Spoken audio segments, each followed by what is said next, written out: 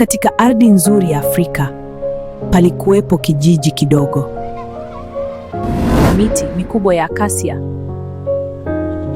Watu waliishi kwa amani, watoto wakicheza, wazee wakisimulia hadithi za mababu. Lakini hakuna aliyejua kuwa siku moja hatima ya kijiji hicho ingebadilika milele. Katika kijiji hicho aliishi kijana aitwaye Jabali.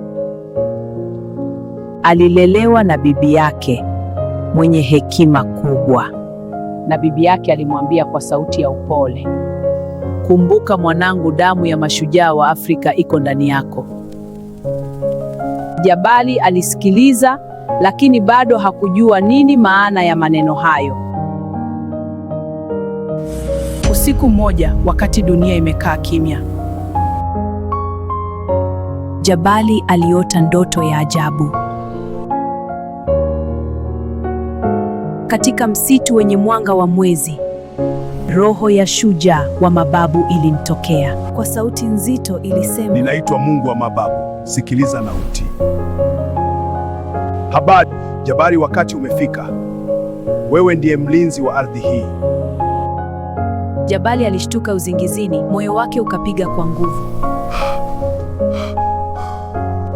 Wakati ule ule giza lilianza, likaingia katika kijiji.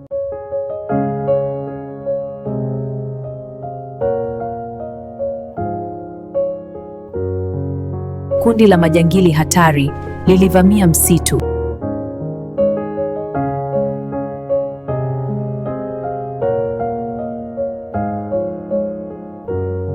Kijiji kilianza kuishi kwa woga, hakuna aliyethubutu kuwapinga.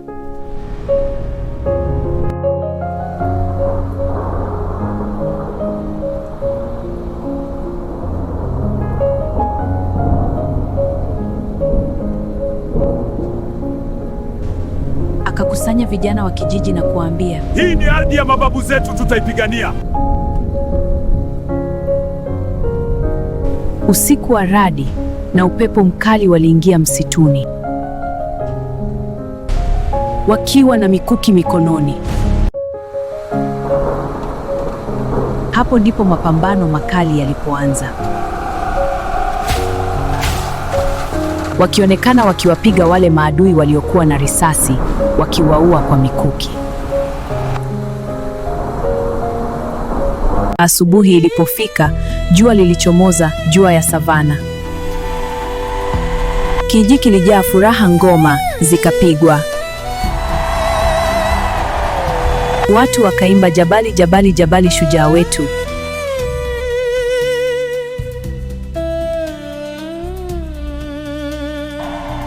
Leo umetimiza urithi wa mababu.